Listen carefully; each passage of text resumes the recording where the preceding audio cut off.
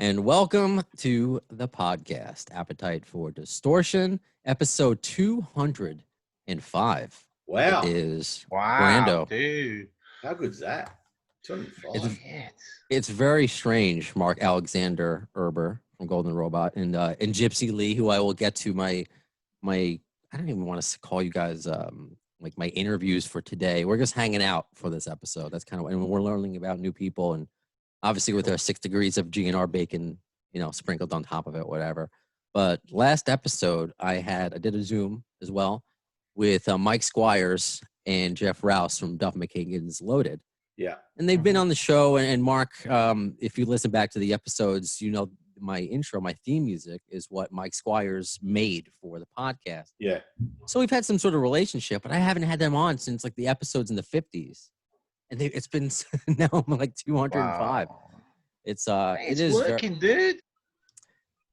I guess, people are listening, and I'm getting to meet all kinds of cool people. So, but I can't complain.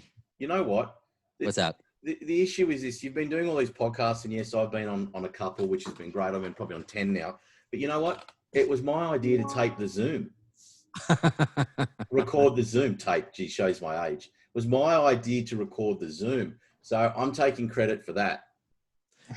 I mean, if people want to watch my face or my background, I don't know if you could see, Mark. If you're listening on the podcast version, I encourage you to watch the Zoom, of course. But over my right shoulder, Gypsy, I don't know if you could see, it's me and Keith Sweat. And because I work on Keith Sweat's radio show, and that's like part of my actual radio job. And that's fun. But, and that's just one of, I'm not going to bore you with my resume. I want to learn more about your resume in a second. But that's what I got paid for. And then just to have this GNR thing, which started out as a passion project, to become kind of, some of my interviews get literally picked up by worldwide news and translated into different languages. It's just blown me away. The Zoom's good because people can see what you look like and they can see us interacting. And I promise you, I've told you this before, there is someone out there that finds you handsome. My girlfriend, at least. Well, at least there's one. There you go. At least. And you found her. That's the most important thing. If there was one person out there and you found her, hey, beautiful. I know. Absolutely. Just bananas. So today, obviously, Mark Alexander-Erber comes from Australia. So Gypsy Lee, where are you coming in today? How are you joining us? I'm in England, in Worcester, which is just outside Birmingham, the home of metal. There you go. Right on. How are you? I guess I have to ask that nowadays because it's like the elephant in everyone's room. Like, how are you? How are things over there with the pandemic, the apocalypse? Oh man, they're still paranoid. We've got a shit government and like yours. Who doesn't have a shit government? Yours is doing all right. Dude, you and New Zealand are all right. I like Jacinta Ardern. I like the PM of New Zealand. I don't particularly like Scott Morrison of Australia, but I have to say he did a disastrous job with the bushfires earlier on in the year, and he's done an okay job with the COVID situation. Although most Australians are quite, are okay, that they got it and they self-isolated and they did. I mean, there's problems in Victoria at the moment, and they're a little bit arrogant down there, so they're all going out, and now there's problems. Exactly like in Florida and California, et cetera. But I got to say, you did everything you could in the UK, but the US, they're doing nothing like they should be doing. What a disaster. I mean, it's just not a joke. Trouble is, ours are spiked again, though. Ours are spiked in quite a few cities. So it's going to be like a second wave, and I think it's going to hit here in about October. We opened up again today. So New South Wales opened up. Basically, restrictions gone. But Victoria, they're closing the borders because it's had dramas. But will 2020 be remembered for just the worst year ever? What a nightmare. Yeah. That's an understatement for sure. And that kind of leads us to our conversation because it's depressing. We don't know when this is going away. I mean, it will at some point. Yeah. And we'll get back to some sort of, it will be a new normal, to use an overused phrase. But it's like in my world, people are asking because coming up, it's going to be July in just a few days, and I was looking forward to July 2020 because I had tickets to see Guns N' Roses and the Smashing Pumpkins, and I've never seen the Smashing Pumpkins. And Really? obviously, well, that's going to happen July. That would have happened July 14th or something at MetLife Stadium when the Jets and Giants play. So obviously, that's been postponed for a while, and people talk about rescheduling dates. I mean, who knows? So in my eyes, it's all about the music and how you interact with fans online. What can we get now? What can we do now? And it's what I like about Golden Robot, and obviously, you know what you're doing now with the Gypsy Pistloeros. I love it. I love the name. You're putting out new stuff for us to do, stuff for us to take our mind off everything. So, first things first, Gypsy, kind of tell us about. I didn't know I was going to talk to somebody last week named Gypsy. So tell us about your Pistoleros, because before you say I will say this off the what I said to you off the air, I'll say it on because it's true.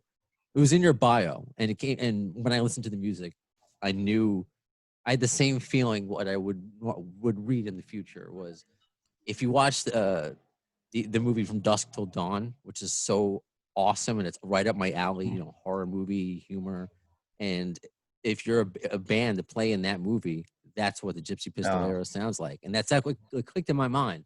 So I'm reading what we call a one sheet when I learned about the interview. Then I was learning I was going to interview you. It said that in there. I was like, did they read my mind and write the bio? It's just just a very cool feel to the band. So that's my long-winded introduction to you. So thank you. We've been we first came out in about 2005. And you'll hear about us. We went out with Adler's Appetite, was our first major tour in 2006. Right. And then we went on to do Rocklahoma, 5 years there. And that was our introduction to the States. And then we've been out with LA Guns, 4 versions of LA Guns.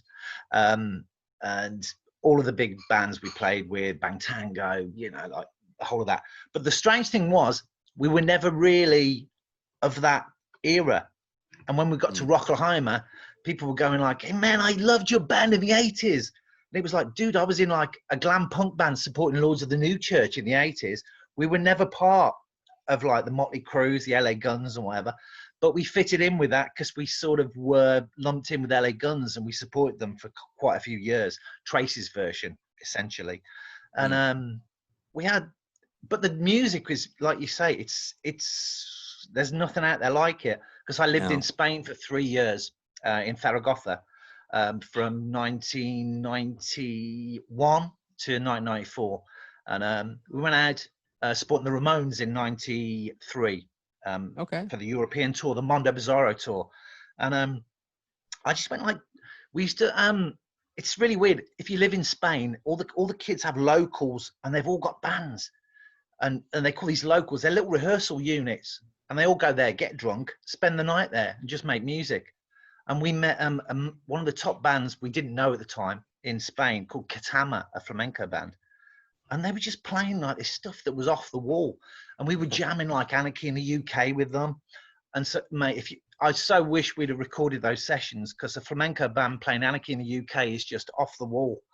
But I started to like say, like, dude, let's stick some like flamenco stuff into like the set. And we actually, so the first time we ever played this stuff was in Spain to the Spanish. So it's like taking Coles to Newcastle. Do you know what I mean? This is like, so we thought like, people said, you're just going to die. You're going to die, that you can't do this. But we did, and it went down great. And then later on we brought it back, and I don't know, I love that sort of stuff. And it's worked. It's original. It's what every band wants to be, but you've got to have some real balls to sort of do it. You know what I mean? Everybody goes, yeah, we want to be different. But when you're different, no one can pigeonhole you, so they don't really know where to put you. So just thank God for Golden Robot that are sort of putting out loads of different stuff and actually run with this sort of stuff. Because we've had like some of the majors were interested in us, and they're going, well, we don't know whether to sell you to the Latino market, the rock market, or where are you? So sometimes to be original is not good, But that's got to be so frustrating, and I think Oh. it is, and that's why it's hard to be recognized, and that's when people have to search you out because coming from radio, it is what it is. A lot of these in all genres, everyone sounds the same, and that's why there was also a hint, and I didn't learn about them on the radio. I had to learn through friends. Was Go Go Bordello, and I kind of got great band.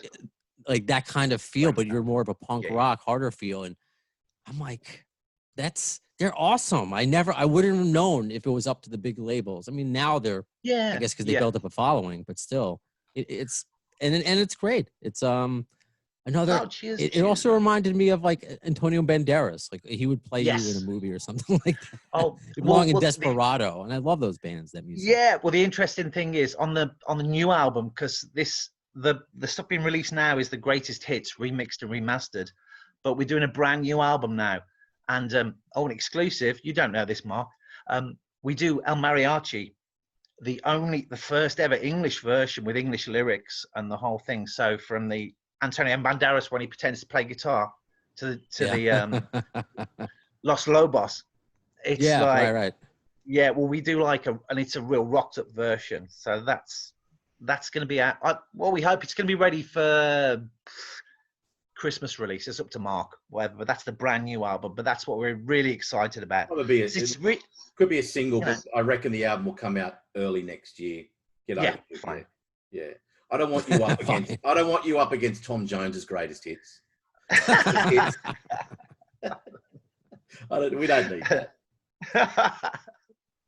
How long were you working on it? Like, this is again during an obvious lockdown. question. Yeah, go ahead. Yeah, well, it's like I got in touch with Mark about 6 months ago? No, about 4 months ago.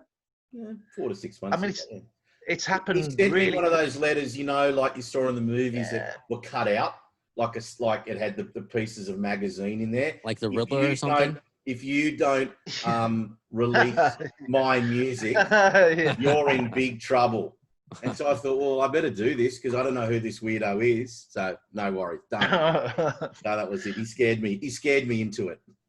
No, it's strange because I sort of gave up not gave up on it, but I've been into acting as well. So I've got a few like horror films that I've been in and nice. And I went back to university and did a degree, and so I got a master's degree. And and I was playing the Edinburgh Fringe Festival, where I do like an autobiographical show, and it's got all the music and the videos from stuff. And people kept coming up and going like, "Fake, that band was brilliant. Who were they?" And I'm going, "Oh, that's my old band." And so I thought, like, yeah, we were. I didn't want it written on my tombstone. You know what I mean? Should have been a shit hot, like, really known band. And it was always like there was unfinished business. So we anyway, we're back, and we're making new music, and we got a shit hot band together. But that's further anon. Well, I'm glad to. Can I tell you something, Brando? I've worked out what's going to be on my tombstone. Okay. What this time? It's going to say, "I told you I wasn't feeling well." You said that. He used that joke on its own record. Do I? It's like a dad joke. You just keep repeating them. No, Spike Milligan used it. Yeah, but he's not around anymore, so it's mine. It was new to Gypsy. Nice. Gypsy knows Spike Milligan. Don't worry about that. Okay. Well, I know I repeat myself as well, so I'm just busting your chops. I just thought you had a new answer. I was excited. I think I just let myself down. I feel like I've let you down now. I thought this was going to be a thing of yours, that you were going to have like a new motto or what was going to be in your tombstone every episode, and then I just. All right. Well, you know what? I'll think of a new one. Okay. I'll think of a new one. All right. So, well, maybe it could be silver lining. Rock lives on, and then in brackets, not really. No. Take some time. Sleep on it. Okay. I'll come back to you. Things can only get better. Yeah, that's good. I like that. Well, that's a good attitude, and I'm glad things have gotten better, and they're in a good place for you now. I mean, I'm sure, like for everybody, this quarantine sucks. You would be. I don't know if on the road or the release process would have been sped up, but obviously, I want to talk to you a little bit about where you've been, And you mentioned Adler's Appetite before, so I would love to know how you met Steven and how you got on that tour, and maybe any fun memories. From Well, my first ever run-in like with anyone from Guns N' Roses was in late July '91. I was going out with Jane Dickinson, Bruce Dickinson's ex-wife. They were just getting divorced, and we were like hanging around in the Rainbow. You were going out with her. She was your girlfriend. Yeah. Well, one of two. That's another story. But anyway, Jane Dickinson. Yeah, she used to be like she used to be a real puppet mistress. She sort of got Phil Lewis into LA Guns. She got Bruce from Samson into Iron Maiden, and she was like she worked for Sanctuary basically, and she was big friends with Sharon Osbourne. There's family connections in there. I'm looking at photos. Get records. And well, you know, the Ballad of Jane's supposed to be about her. What, the LA Guns? Really? Yeah. Yep. Okay. And she also shagged Nikki Sixx, which is possibly the reason why Bruce divorced her eventually. Nice. Anyway. So after all this, and then she ended up going out with you. So you look like the hero out of all that. I know. Anyway. So who's the real success? Exactly. But we're in LA. She's going to buy a place, and we're staying with Chris Squire, the bass player from Yes, one of her best mates. And so we go down the Rainbow, and I'm there with Mario, who I don't know. I'm new to LA, so we're in the Rainbow, and I've been drinking mudslides all night, well, all afternoon. So I'm really fucked. And you know the Rainbow better than us, Brando. I've never been. I mean, I've read about really? it. I don't want to be a poser. I've never been. So it's on my bucket list. Once quarantine ends. in those days, you had tables for all the big bands, and whoever was like from the UK, whether it was Def Leppard, Iron Maiden, you know, whoever that was big, UFO, were like on that table. So we were sat on the Iron Maiden table, the English one, and Guns N' Roses come in, and it's just before Use Your Illusion's released, and Jane thinks she'll introduce me to Slash because he's from Stoke-on-Trent, which is near to Birmingham. Okay, pretty near. Anyway, he's pretty wrecked, and I'm really wrecked, and he sort of shakes my hand, sort of. So I went, "It's all right, mate. If you don't want to shake my hand, don't worry." And he turned around, he went, "Who the fuck are you?" And I went, "Who the fuck are you, Cher?" So a scuffle starts. Really? We end up rolling over a table, and we're on the floor. Love it. And I did grab his hair, I must admit. And suddenly we hear a voice, and it is, "Oi, behave!" So the godfather of rock, Lemmy, has spoken. I knew as soon as you said it. He made us shake hands like little kids. I love it. That's awesome. That was my introduction. And then a couple of days later, we get invited to the Use Your Illusion listening party. Oh, wow. So this is not going to go well. I'm thinking, shit, Slash is going to be there, whatever. Anyway, I walk in, and we're there 10 minutes, and there's all paparazzi around, whatever. It's somewhere in Beverly Hills, up from Chris's place. And I get the security guards walk up to me, and I think, "I've only been here like 10 minutes, dudes. I haven't even done anything yet." But they say, "No, can you come upstairs with us? It's just a request." And I thought, yeah, I've heard this before. Like, shit, these people have got guns. But anyway, we go upstairs, and there's Axl in this little room, and he's looking at a monitor, and everybody that's listening to the album, he's checking out the reactions. And so I walk in, and I'm like, "All right, how you doing?" And he's like, "Yeah, right, I'm Axl." I'm like, "Hello, I'm Lee. I've come over. I was auditioning for a Led Zeppelin band, but that's another story." And he said, "Will you listen to the album for me?" And I went, "Yeah, sure, we'll do that." And we listened to about 12 tracks. And he said, "Whatever you want, we'll get." And he was cool. He was really nice guy. And he said, "What do you think of it?" When he played about 12 tracks we'd gone through.